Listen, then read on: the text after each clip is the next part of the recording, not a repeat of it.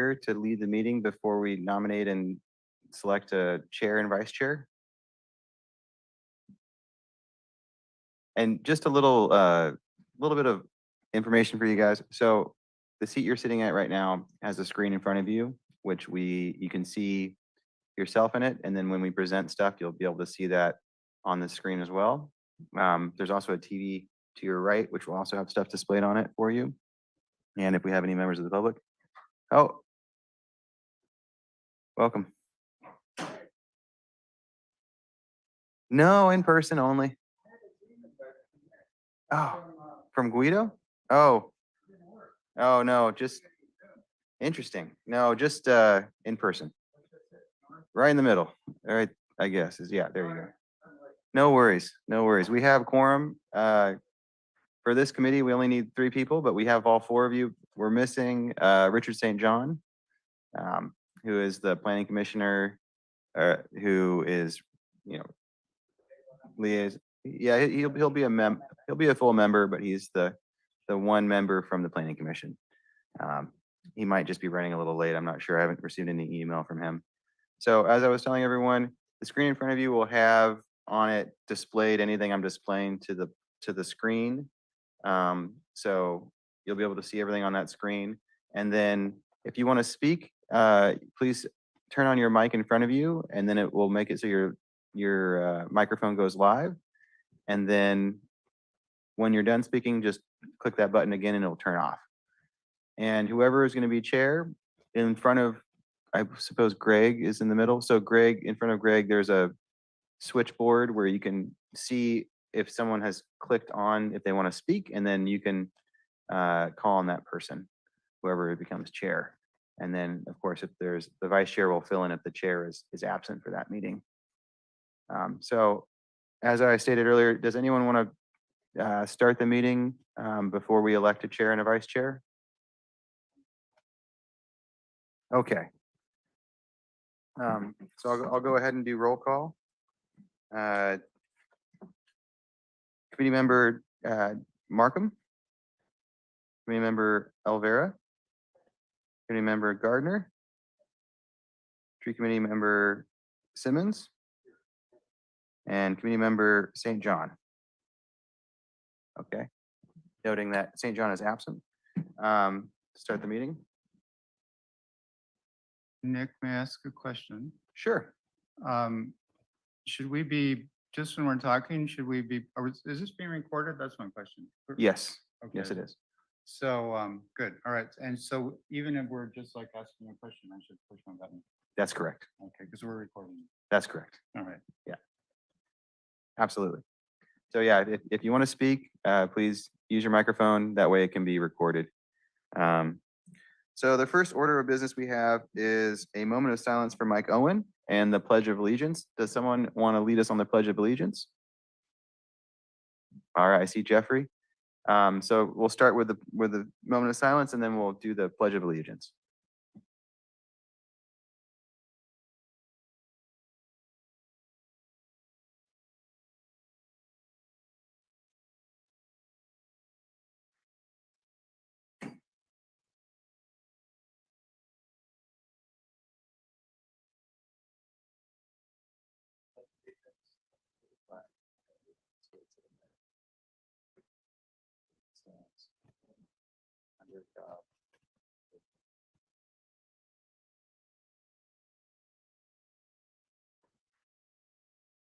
Thank you, Jeffrey.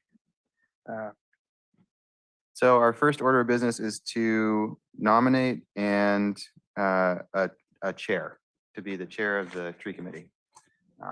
So the chair will be the member who will lead the meetings and guide the meetings for the rest of the members. And then the vice chair will act in that capacity when the chair is absent from the meeting. So does anyone want to nominate themselves or nominate someone else on the dais to be the chair of the tree committee? I've been on the tree committee before, and I'm willing to nominate myself or to be nominated for vice chair, either one. Okay.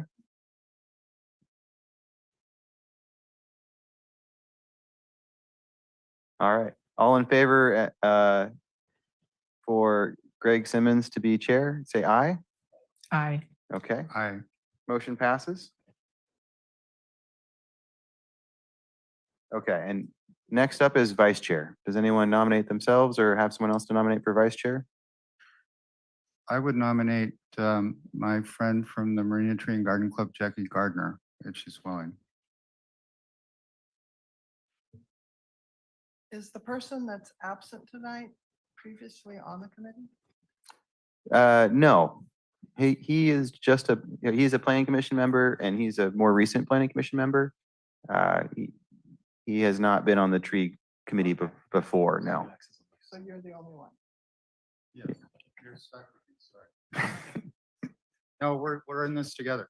I just, I know you, I don't know anyone else, so that's a biased reason, I suppose, but anybody can nominate themselves, I just did. But I know your experience in Marina, long time, Marina, this is why my case for your nomination and your participation in Tree and Garden Club for a long time, so, and I know you've got a lot of interest, so to my knowledge, the vice chair mainly fills in for the chair when they're not here, right? That's correct. And I promise I'll mostly be here. And if you're gone 2 times in a row, you get kicked off. So I'm definitely going to try to come every time. Jackie, if you could move your mic a little bit closer to you, because so we're sure to pick you up on I the accept the recording. nomination. Thank you. Thank you, Jackie. Does anybody else wish to serve in the vice chair position? All those in favor of the nomination for Jackie Gardner to be vice chair, say aye. Aye. Aye. Motion passes with 4 votes and 1 absence. All right, so now we have a chair and a vice chair. Thank you. Next up, we have special announcements. This is a chance for any announcements of special events, meetings of special interest, or information that might be relevant to the public or the commission, or the committee, excuse me. Seeing no special announcements, no communications from the floor as there are no members of the public present. Open and close the vote.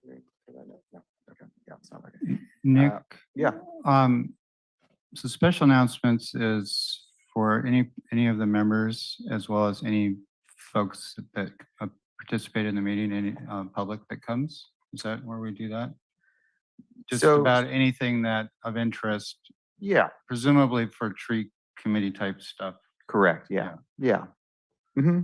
And then communications from the floor would be where members of the public could get up and speak to items that are not on the agenda.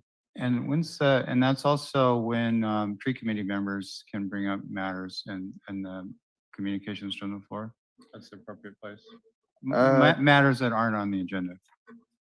So for the special announcements, that would be a place to bring up things. And then at the end, if there's anything you want to, if there are any questions at the end or any directions to staff at all, you can do that at the end.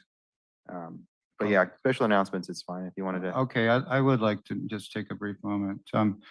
It's come to my attention that there was not quite clear of some tree removal of cypress trees. I think 3 cypress trees on Beach Road in front of the Best Western hotel property. And and you may help explain it to us, Nick, how things have been going, but it's probably worthwhile for committee members as well that we have a discussion about the matters that are going to come before us because some rules have changed on the business that becomes before the tree committee having to do with projects that need to be fast-tracked to get housing built. And I think it would be useful to have that discussion, and perhaps we're going to. But anyway, about the tree removals on Beach Road, I think we would like to hear, or at least I would like to hear more about the background on how that was done. Did those folks seek a permit for removal? Just with some brief communication from a council member, Brian McCarthy, who's looked into this a little bit, and brief discussion with Guido Persone. Anyway, it sounds like it had something to do with their landscape plan, or may have been emergency removal or something, just not quite clear. And so it'd be, I think it'd be a matter that the tree committee would like to hear more about at some point. Thank you. So I will have to come back to you on the housing, the aspects. I can prepare a memo, informational memo on how this will happen with, you know, all the housing bills, and how there is the rule of 5 meetings if you have an SB 35 housing project. So I can come back with a memo on that. It basically means that we have limited meetings for those projects. And so rather than using them all up in tree committee and planning commission, we have to make sure we have enough meetings for the city council as well. So that's the quick version, and I'll prepare something a little longer for that. In regards to the Best Western, trees were knocked over in the storm. 3 trees were knocked over in the storm. They removed the trees as well as some other trees without a landscaping revision for permit application. So it wouldn't be a tree removal permit, it would just be a landscape modification. So staff has been in contact with the property management, and we're working on revising their landscape plan to get a new landscape plan with where they're going to plant more trees and how they're going to have those maintained and irrigated. So staff is currently working on that with the business owner. Okay, thank you.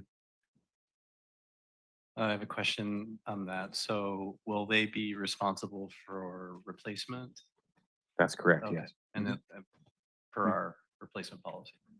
It's a landscaping permit, so it doesn't fall under a tree removal permit. So if you're removing trees that are outside of, like, natural trees that are growing on a site that are not part of an approved landscape plan, then you would have to follow the tree compensation requirements of 2 to 1, or in case of a unpermitted, it'd be 6 to 1. But since this is not a tree removal, it's a landscape modification, it follows different rules. It's a 1-to-1 replacement, but then their requirement for survival is higher. So if a tree dies, they have to replace it. Whereas when you do the replacement plan, the expectation is that you plant 2 trees and hope that one will survive in the long term, if that makes sense. So in the future for agenda items, we do need to not get into too much discussion on specific things because they are not on the agenda and the parties involved have not had the opportunity to come. So just for in the future, if you have specific questions like that, definitely reach out to Nick. He's your liaison for this committee. And then we kind of need to agendize things if there's going to be a discussion item so that the public and the property owner is aware that there'll be any. This is a pretty modest discussion, but just to keep in mind that moving forward, we need to follow those rules. And I'm Allison Hunter, planning manager. Greg, we haven't formally met, I don't saw think. you at the event the other day. I'm around at all of the workshops, but, so I'm Yeah. just sitting in to kind of help Yeah. with. Fair enough. technical- It's been a real busy period, but in any event, I actually may send an email about it because in and of itself, it might be instructive for the committee members just to see how things work. And it could be a good example. I know there's some interest in what happened with those trees. So thank you. Sounds good. I made note of it, and I can come back with more information later too.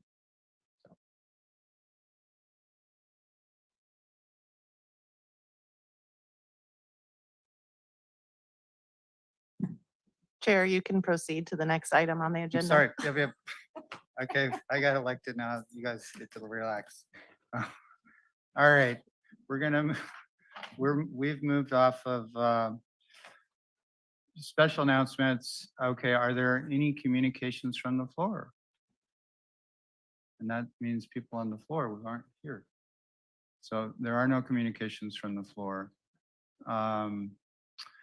So number 7, this is the time when we do ex parte communication disclosure. So mainly this applies to conversations any of us have had with persons involved with matters that might become before us, or particularly coming before us tonight.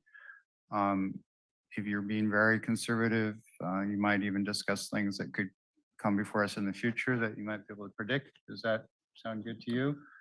Yeah, these are typically for action items, so a public hearing. Yeah. And since there are no public hearings on this agenda, Yeah. wouldn't expect you to have any ex parte. Well, I use this as an example, and if folks haven't served on these committees before, just, we're not allowed to talk about things. I think we all had the training, but just a refresher, we're not allowed to talk amongst ourselves about action items. And I think the rule also includes things that might become action items, I think is fair. And I'll just use an example because I have had an ex parte communication. Councilmember McCarthy brought up the matter about trees on Beach Road in front of Best Western. And I don't know if he's looking into it or not, but in any event, and I don't know if it'll become an action item, but I'm going to report that I had a discussion with him about it. Very good. Okay. I have no ex parte communications. I have none also. Okay. All right. Chair, you can move on in the agenda. Okay. Yeah. We have nothing on the consent agenda, so we'll move on. Action items, number 9, no items, so we'll move on. We have an informational item about emergency tree removal, and I believe we're going to hear from staff. We have the background report and about what happened, and are we going to hear some words from you? Yeah, I will share the agenda just so that we're all on the same page. So this is a pretty straightforward informational item. There is a eucalyptus tree at 295 Reservation Road. This is a multifamily it's apartment building. This tree has been causing damage to the sidewalk directly adjacent to the building and going under the building and potentially disrupting the gas lines that serve the multifamily residents. We received a tree removal application from the property manager at this site on May 1st. And that was when I started scheduling a tree committee meeting, thinking it was going to be a standard tree removal process where I would bring it before you and we'd go over the facts of the matter and you'd make a decision. And then on May 12th, he came in with the arborist report. The arborist report advised that the tree was a hazard and needed to be removed immediately. So I'm bringing it before you just as an informational item to show that there are some unique situations where a tree needs to be removed as an emergency. It's not always done this formally. Sometimes if a tree is about to fall on your house and there's some way to prevent that, obviously that's another way that emergency tree removal would happen. Last year, there was another emergency tree removal just for some background where the tree was splitting at the trunk and that had to be removed. And we did the same thing. We gave an informational item report to the planning commissioners. So this is not unusual for me to just let you know that this occurred. The tree has been removed based on that emergency tree removal permit that we issued back on May 12th at the site. And so the tree is gone. And that's in conformance with our code, with section 1762.040 paragraph D. So staff has required that they replace that tree at a 2-to-1. So they will replace that one tree, eucalyptus tree, with 2 ornamental trees elsewhere on the site and provide irrigation to them. So they are subject to their findings and conditions that we put in that emergency tree removal permit. So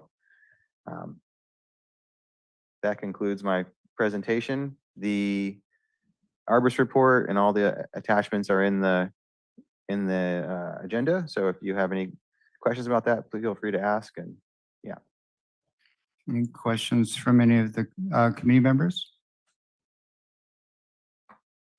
Just a quick one about our arborist. Does the city maintain a list of arborists that are certified to do this kind of work, or is it just that they're certified as an arborist? as long as they're ISA certified, that's what we need.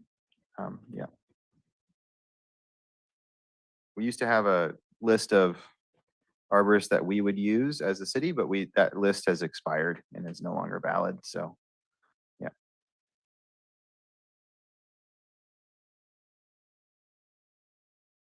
Any other members have any comments? No comment. So it was emergency removal, which I knew in the beginning, but at that point, when you scheduled the meeting, it hadn't been removed. It's Correct. Been removed in the meantime because correct. it's falling on the building and fence, whatever. Right. So the arborist made the finding that it was needed immediate removal. So if they had found that the tree needed removal not immediately, then we would have just done a normal tree removal Yeah. permit. Yeah, Okay. yeah. I have one comment. So I read the replacement plan. I think those are good choices. The California Bay Laurel seem like they're fine. Do you see that the tree committee could have some input in maybe a general sense, or to help work on a tree list and help update current tree lists, that sort of thing, to help to assist the staff to make decisions? Yes, I think that's fine. We have the 2018 tree list that I gave the applicant as a guide for coming up with that.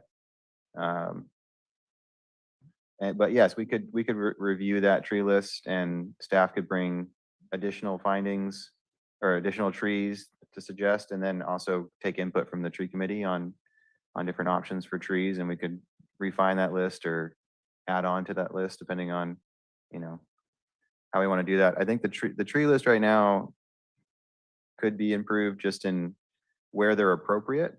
So right now it's just a list of trees, their circumference, how big they'll grow, how big they'll expand for their branches and whatnot. So maybe having a little more of a refined, this is suitable for a park, this is suitable for a yard, might help guide the public better when they go for the replacement trees. So. And we did, I'm not sure the 2018 list, we reviewed the list with Fred Agater at one point. We were trying to provide details like that. That was a project of Marina Tree and Garden Club members. So it might be appropriate to bring that list back for staff and this committee. Yeah. See if we can update it. The other question really was, I looked at the site, there was a big tree. Those are big eucalyptus, and actually they're pretty nice trees. They're always fraught with problems a lot because of storms and stuff, but they have some beautiful trees on that landscape. And these trees are smaller. It's a small spot, so I think it's probably a pretty good choice for what they're after. If I could just add, for the record, member Richard St. John just joined the meeting at 6 o'clock. Also, the tree list is a great idea for the tree committee to work on. We can bring that back to you for as an agenda item. Just to note that is included in our design guidelines, which were adopted by ordinance by the city council. So any amendments to those guidelines would have to go through that whole process. But it's definitely worthwhile for the committee to look at the list. And I think what Nick was mentioning about suitability additions to the list would be helpful for developers and property owners. So would that be a motion from us to agendize this, or just by talking about it, you'll go ahead and do it, or? I think that's sufficient just to give direction to staff is Yeah. sufficient. Yeah, I think it would be, for my interest, and I know I don't know everyone on the committee well, not yet. But I think it would be, it'd actually be more fun than saying up and yes or no about our tree removal, because, we're usually talking about the death of a tree, and then most of us don't want to see that, but that's part of the job. But having some other things where we can have positive impact on the urban treescape in Marina, I think would be of interest for this committee. I propose that that would be a good use of our energy and information and time and knowledge.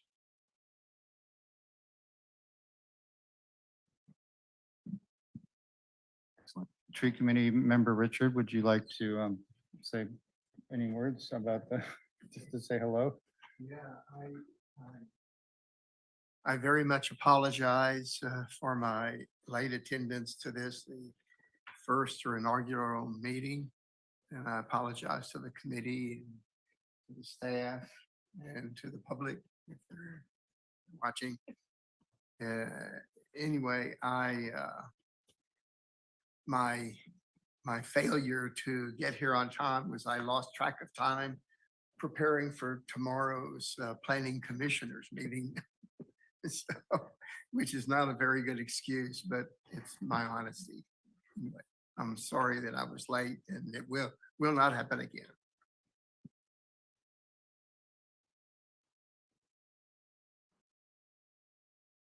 Excellent. If there's no other comments on the emergency tree removal, I believe we can move on to the next item.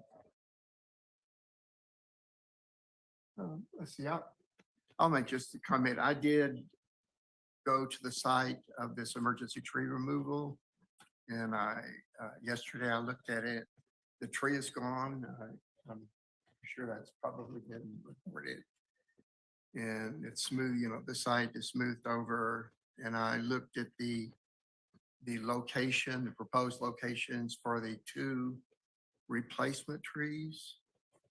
And there really aren't any real trees along the lines where the replacement trees are. And I'm not familiar with the species of the tree that they were planting. Yeah, But it looks like if it matches the others, it'll be a pretty small bush. yeah, it will be an ornamental tree for the most part, not too large. So it should be appropriate for the location. Okay, all right. That's all I've got on that agenda item. Thank you. Moving on to next informational item, 10B, the tree committee bylaws. And we're going to hear from staff. Excellent. So this item is really to create guidelines and overview of rules for the tree committee.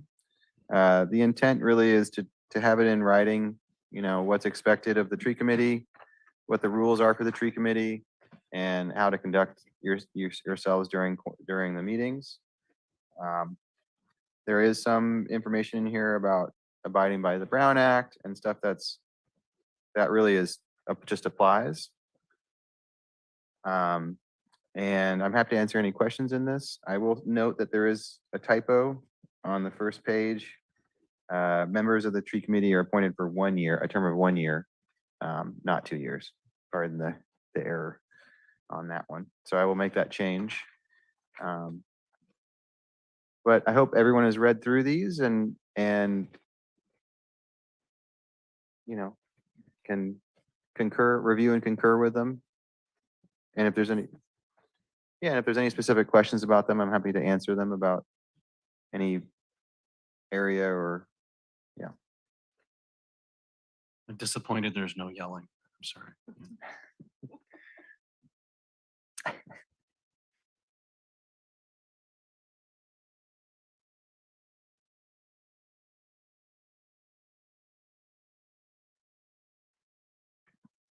One question I had, have you all received ethics training? I think it's Assembly Bill 1234, 1234, 1234 recently? as part of your being on this committee? Is that the Brown Act one? I believe it's the ethics training. Okay, we'll make a note. I received that. You have, yeah, from planning commission. From the planning commission. Mhm. Federal, Fine. I'm sure federal ethics training doesn't count. I've received it. As part of your membership Yes, on this current committee? yes, Okay, Was that the one with Haiti? yeah. Oh, then, yeah, I was there as well, so. Okay. Great. Were you there? Yes. Yeah, and ethics. Brown Act and ethics. Okay, yeah, it was a combined training then. Nick, That's Nick, did we perfect. cover ethics training? Remember, I couldn't make that. Yeah, on the meeting that we had, the overview goes over ethics as well. Yeah, Oh, okay, shoot, ethics and Brown Act are. intertwined. You might have to have your own training. We'll check on it. Yeah, no, Nick gave me a special training because I guess I was special.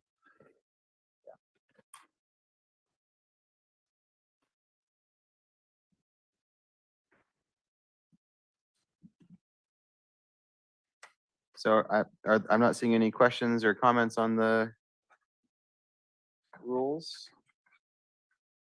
Okay, I think the key takeaway for these bylaws and the overview of and ground rules is really just to ensure that when you come to the tree committee meeting, you've read your packet, you understand what's going to be undertaken at the committee. If you have specific project-related questions, you can call Nick or whoever the assigned planner is. It might be somebody else, not always Nick.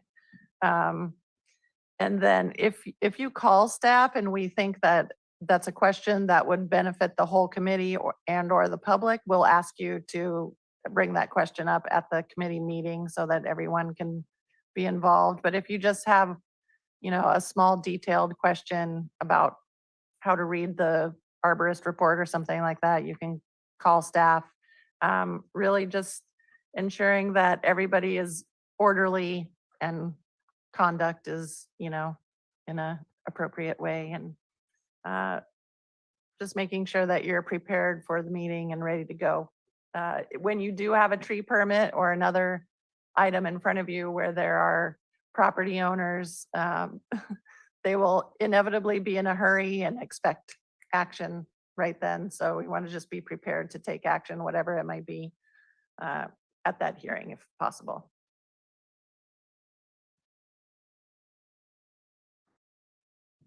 Any other comments on the bylaws? Okay, we'll move on to item 11, correspondence. We don't have any correspondence. And then item 12, adjournment. I move to adjourn the meeting, and do I have a second? A second. All in favor of adjourning our meeting?